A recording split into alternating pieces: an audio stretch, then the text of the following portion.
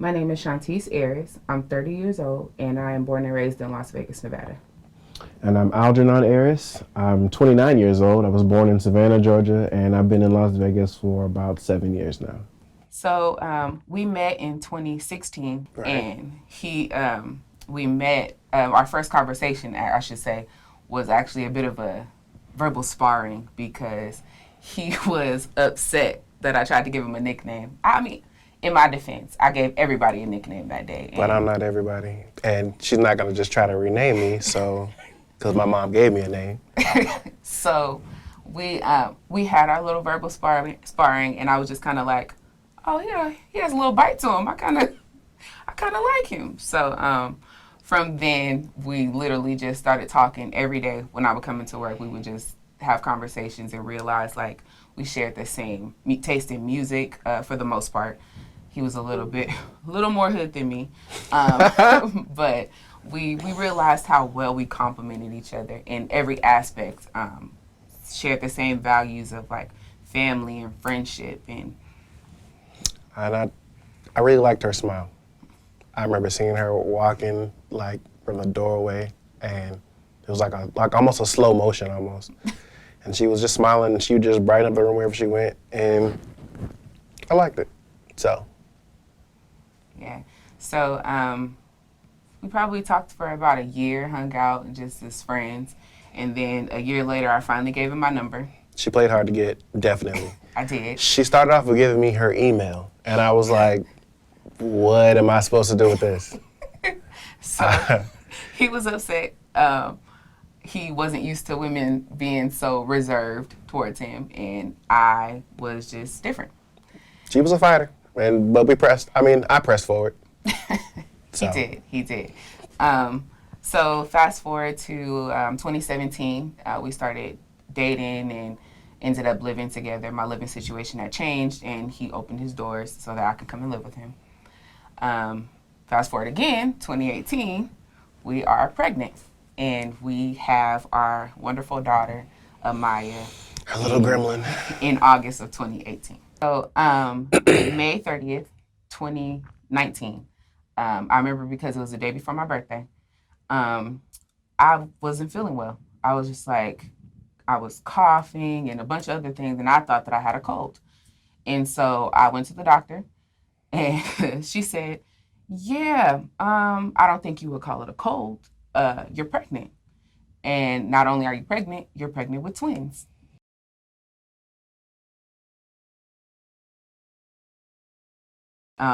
There are two babies. And I remember freezing like, can you redo that? Are you sure there's two babies? And she turned the screen and she said, yep, there they are, two heartbeats. And I remember her telling me they were identical because they shared a sac. And they were moving, like, kind of like playing around, it looked like to me. And the first thing I thought, because he wasn't with me, he was at home with our daughter. The first thing I thought was, oh my gosh, like, we really we already have a young daughter, and now we're going to add two more to the bunch. And my initial response was I was nervous, but the second I got on the phone and called him, all my nerves went away. It was a lot of peace, and then my joy just started to come.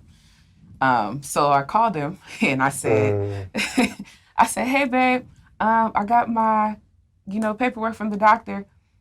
By the way, we're pregnant. And he was like, what do you mean pregnant? I was like, pregnant with joy. he said, are you pregnant with purpose? So I said, if that's what you would like to call them. And he was like, them? And I said, oh, by the way, it's twins. Yeah, because that's a by the way moment. And I remember him just like freezing for a minute and not saying anything. And then I could hear the joy, like I could hear the happiness come immediately after. And he was like, oh, these might be my boys, So fast forward to... First trimester goes on by. Yeah, first trimester goes by. Not well, by the way. Yeah, it was... It's a lot. It was kind of pressing, like morning sickness, afternoon sickness, night sickness. But I was used to it because... sick all the time. Same thing happened with my daughter. So I was used to it. I already kind of knew what to expect. So I hit a little over 4 months, probably months. like closer to 4.5 months. And it's time for us to go do the ultrasound so we can find out the gender of the baby. And this was going to be Babies. what we were going to use to kind of open the door to our friends and family and let everyone know, okay, hey, by the way, here's two little whatever we're having, and here they are. Here are the pictures, and it was going to be my first time seeing them too, because when she went to the doctor, she saw them move, she saw them playing as she described, and I was like, I didn't get to see them yet. So this was going to be my first time actually like, oh my gosh, see my children. Yeah. So we went to a studio where they specialize in gender reveal, and we chose our package. We were gonna do the scratch off cards and mail them to our out of state friends and mail them to our in state friends, and everybody was gonna we were gonna have a big Zoom meeting, and everybody was just gonna open them or scratch them off together, and we were gonna discover what we were having. And then we were going to surprise them and say, by the way, multiply that by 2. And we had the whole production just set up, and it was just a really exciting time. I remember us packing Amaya up in the car, and it was one of those days where it was just like, it was such a joyous day, but I just felt like something was wrong. Like I remember telling my husband, like, something just feels off. Like I feel a disconnect, and I don't understand the disconnect, because with my daughter, I felt her the whole time. I always felt connected to her. And in me, of course, trying to help that, I was like, hey, it's probably, they're little babies, you're pregnant, you're feeling a bunch of stuff, it's okay. We're going to go see them in a second, reassuring her. I'm driving, of course, I'm driving. Hey, we're going to go see them. Hey, we're about to go, it's fine. We're going to be amazing. It's going to be great. We're going to have a good time. Yeah. But I don't know. I just felt like an urgency to kind of like brace myself. And it was scary to me because I had never felt that before. And I didn't understand the feeling that I was feeling. But I prayed and I felt a calmness. So I just relaxed. So then we get to the back room where we're going to do our ultrasound. My husband and my daughter are sitting on the couch on the side of us, and they had me laying on this not like a hospital bed, but just more like a long couch. And the doctor who came in, when she went to perform the ultrasound, I just instantly noticed that there were 2 full babies, and I saw them, and they were sitting together, but there was no heartbeats. And I just instantly remember the silence in the room. Deafening. It was so loud. Very loud silence. The doctor, she got just eerily quiet, and she didn't say anything right away.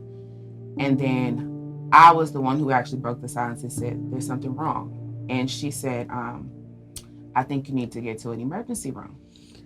She was immediately hysterical, which didn't quite help. And she's like, I'm sorry, you guys. I don't see any heartbeats. I'm going to double check, but gonna make sure. And as she said, the silence was very deafening, and I just remember my heart dropping. Yeah. I remember it just pin drop, and it was a different moment. In that moment, it's really hard to describe. Yeah.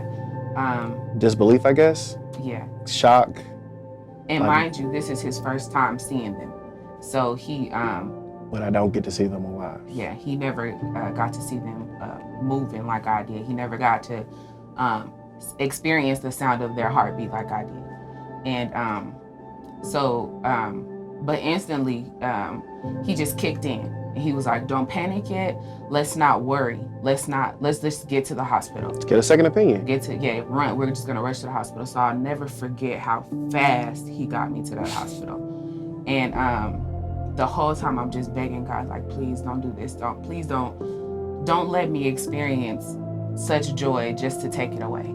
And we get to the hospital, and instantly they took me in the back, and the ultrasound tech comes in. But before he comes in, I hear my husband just praying, really praying like I've never heard him pray before. It was just it came from a different place. And I think that was probably one of the hardest things to hear, because I'd never experienced a man plead for his children the way that he did that day.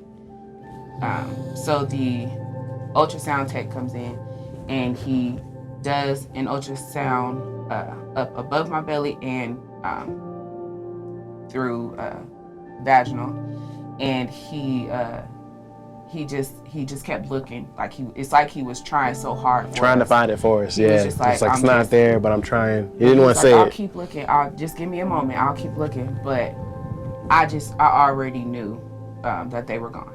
And so he said, I'm so sorry. And he was almost in tears, and I just said, it's okay.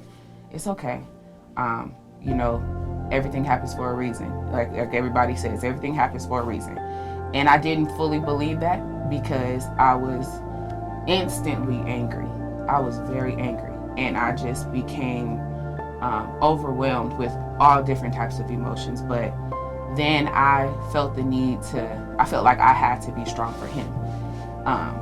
So we get to the car, and at first we just, back up a little bit. My aunt came to take our daughter for us so that we could, really focus on what was going on, and she was praying as well. But when we were on our way to go get our daughter, before we could even drive off, we just sat in the car, and I, for the first time, really experienced my husband break down. Like, he became as hysterical as I was, and I remember trying to comfort him and tell him, like, it's gonna be okay, it's all about timing. It just wasn't time yet, and all kind of things that I had heard people say, hoping that would give me some sense of like understanding, like hope, something to look forward to. And it was a hard time, because it was one of those things where, as a man, you try to protect your wife. You try, or not soon-to-be wife, you try to protect her and cover her and make sure everything's fine, and there was literally nothing I could do. It was probably one of the most helpless times that I can remember. And, I was comforting her and telling her, it's gonna be okay, we're gonna get through this, they don't know, maybe God will work it out, da-da-da. She said I was pleading, because the prospect of having twins was exciting for me, and there was nothing I could do. And that was settling in, and then, it was it was hard.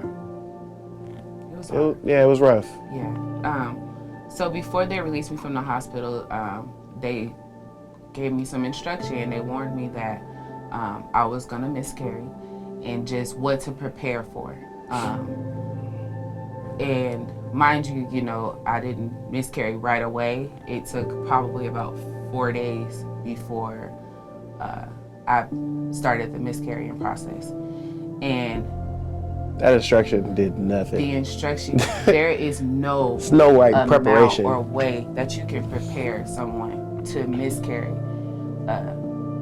babies at over 4 months. 4 months in, twins. No. Yeah.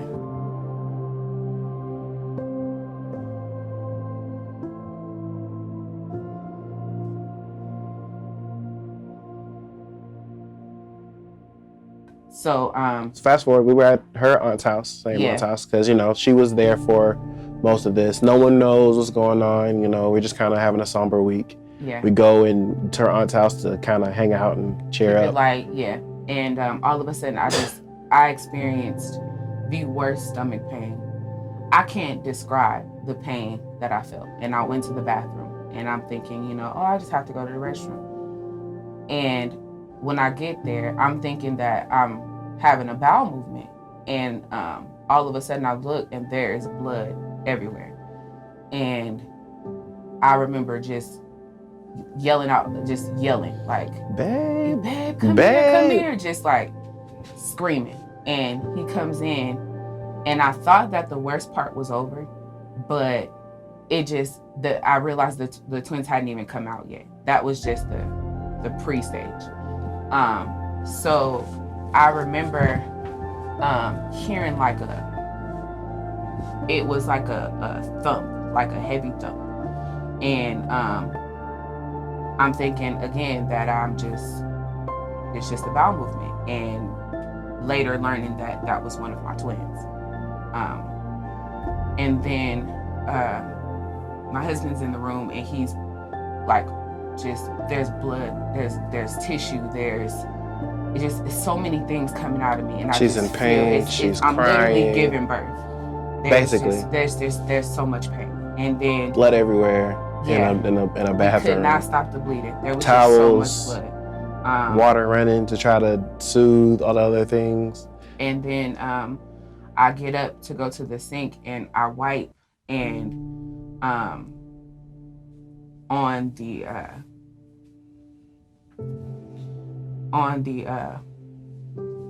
washcloth that I was using, I held it in my hand, and one of our babies was in my hand. And I remember just pausing for a minute and then just screaming. And I immediately took it from her. He runs in, and this baby had head and arms and legs and fingers toes. And arms and everything, and it's just so small. And I remember saying, I don't know what to do. I don't know what to do with him. I don't know what to do with him. And so he took him from me. He took the baby from me. And I remember falling on my auntie and just bawling. I've never experienced that kind of pain before. And still, experienced this horrible stomach pain. A pain in my stomach, and I'm not even done yet. So my aunt calls 911, and she's like, I don't know what to do. I don't know what to do. There's blood everywhere. We can't stop the bleeding. Literally, there's all types of matter everywhere, falling, just pieces, chunks of things, and I'm literally pulling some of this out because it's not coming out regularly. Some of it's staying in. Yeah. And the image of me holding a fetus that was going to be my daughter or son that I didn't really get to meet, that I'm just kind of holding a lifeless body. It's little tiny, it has a little head, little body and everything. The gravity is in there, but I can't dwell on it because my wife needs me. I have to move forward, to press through. And the amount, it was, if I can say, hellish. It was blood everywhere. It was pain. It was crying. It was screaming. There's not enough towels. There's not enough water. There's too much blood. There's too much pain.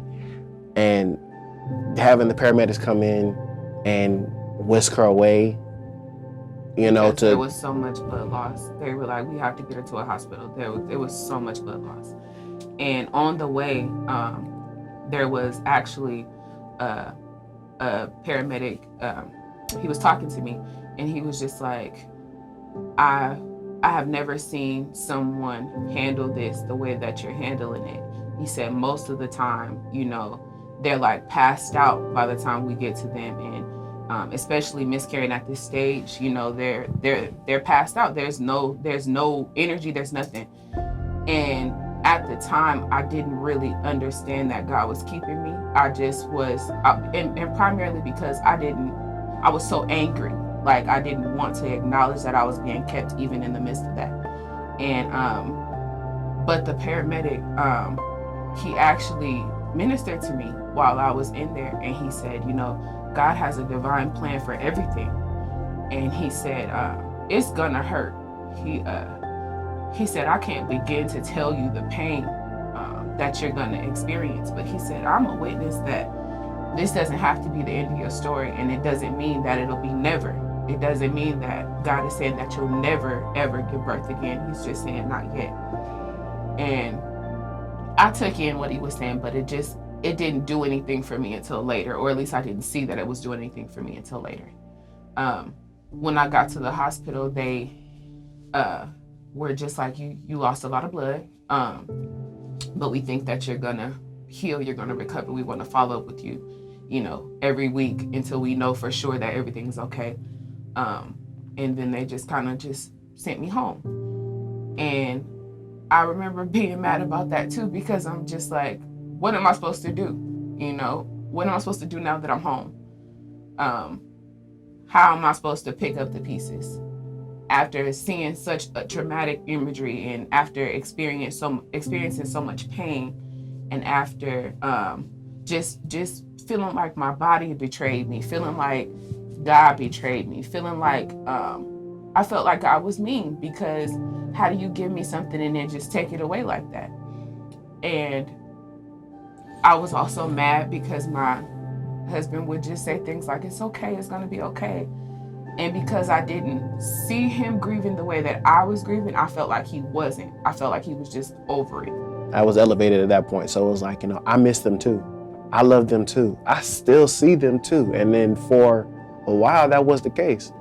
Yeah. You don't shake having a little body that you want to, that's your child in your hand.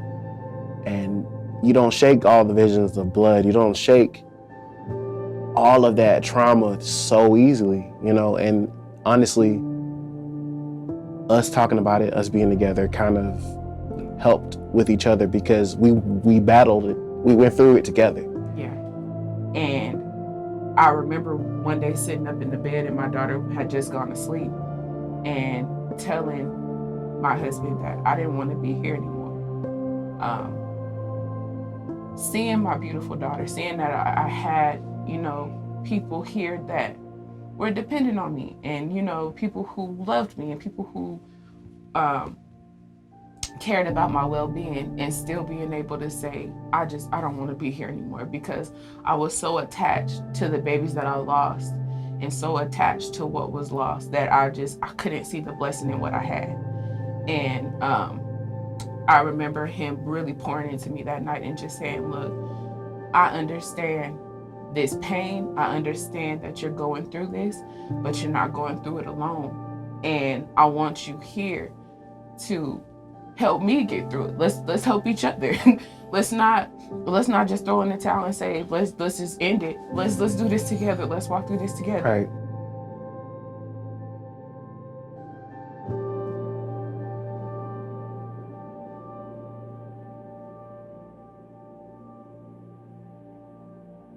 I'm so used to being in that mode, it's what I know. It's what I do well. I kick in, whatever needs to happen, whatever needs to get done. My emotions don't matter at that moment. I kick them off because I can't have them. I have to make sure that if nothing else, I stand strong. If nothing else, she sees me moving forward. And I realized that she was depressed, that she was sad. I knew why. And I would say almost now looking back selfishly, I didn't really share that. I had to learn how to share that. But that night when I really heard her tell me that she didn't want to be here anymore, and I was like, no, I want you here. What do you mean? So I was reminded of a dream that I had the night that I found out that I was having the twins. And it was clear as day. We gave birth to 2 healthy boys, and then something just went wrong, and I ended up not making or surviving the birthing process, and I saw my husband raising our children by himself, and then I shook it off like, oh, this is just a pregnancy dream, it's just something but as clear as I'm talking to my husband, I heard the voice of God say, you weren't gonna make it. It wasn't time. I saved you through this miscarriage. And I still was not ready to digest that. There's times when we, even now, drive by that place and they're like, hey, that's the place that when they had that ultrasound, but. Yeah. But now when it's not a somber time when we drive by that place. It's like, okay, well, maybe next time we'll come in and she'll see those heartbeats, and we just kind of like flip it around. But the road to recovery was such a bumpy. It was bumpy. So bumpy. There were times where I would literally have to just leave the room and go to another room and just I call it my wars with God. Like, I would have to have a bout with him. Like, I'm mad because you did this. And you know, it was more me talking and not listening. And then that happened for about a month because remember, life is still going on. We were a part of a wedding that year, and we had to bounce back and make sure that we were supporting our friends during this time. And we didn't talk to anybody about it. We kept it pretty hush hush. We told a few people that we were really close with, but like as far as the things that we went through after it, we didn't really talk to anybody. And so life is going on. And I remember the night of the wedding that we were a part of saying, you know what, I don't want to carry this anymore because I'm in such a joyous place and I'm experiencing such a beautiful love and just something so beautiful, and I can't fully enjoy it because I'm holding on to this hurt. Still in mourning. I'm still mourning. I'm still grieving. And it's not to say that I was wrong for feeling that way, but I just determined that I didn't want to miss out on the now because I was holding on to what I lost. So we began to kind of do some counseling together, really getting in God's word and understanding. What came alive to me was understanding that God is near to the brokenhearted, because I felt he was so far away. But knowing and learning through his word that he was actually closer than he'd ever been, to me, was comforting, and it was my strength a lot of days. It helped me to wake up and get out of the bed a lot of days, because there's a time where you just don't want to get up. I don't want to, take care of my daughter. I don't want to do anything. I just want to lay in this bed, and in a sense, I just want to die. I want to be where my babies are. And just using scriptures as just a comforting, like a blanket almost. Every time I felt those overwhelming thoughts of depression, I would just recite whatever scripture would come to my mind that day. And I would say it all day. I would say it until that thought went away. I would say it until the haunted images got out of my mind. I would read specifically scriptures about the mind so that I could constantly remind myself that my mind needs to be renewed, because it's not just about, coming through things like addiction or a sin. It's not just talking about renewing your mind from that. It's about renewing your mind from the things that you see when you're grieving, or the traumatic things you see, losing a loved one. You have to renew your mind from those things as well. For me, God restored my connection with him, to be honest. Yeah, that's the biggest thing. I would say the exact same thing, because we definitely had strayed, and didn't realize how far we strayed. No. Until we were in a situation where it was my God. Know what to do. It was my God. Yeah. And then God's like, I'm here. I've always been here. Where are you? Yeah. And also I think trusting each other was restored too, because we realized we hadn't been trusting each other with our feelings. So we learned how to trust each other with how we feel and give each other some grace. Because there were times where we were just angry. Like, we would just be snapping on each other all day and not letting it click that that's a stage it's a form of grief. It's a part of the process. So it took for us to really just we hash it out. Yeah. Definitely hash it out. Really sit down and be like, wait a minute. You know what? Okay, why do you feel like this? Yeah. Let's talk. We really talk. And realizing it connected to our tragedy. So I feel like trusting each other was restored, and our biggest thing was our relationship with God was restored.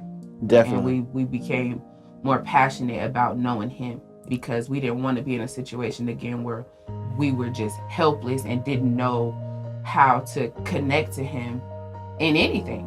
And so now we connect with him when it's up, when it's good, and when it's bad. And it just tragedy kind of showed us that it shook us. We need God through tragedy, but we need God all the time, so that when tragedy hits, that's it.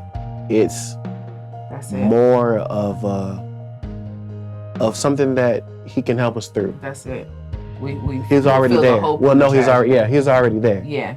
And it felt like We were searching for him in that moment. Yeah. When we should have had him with us all the time. All the time.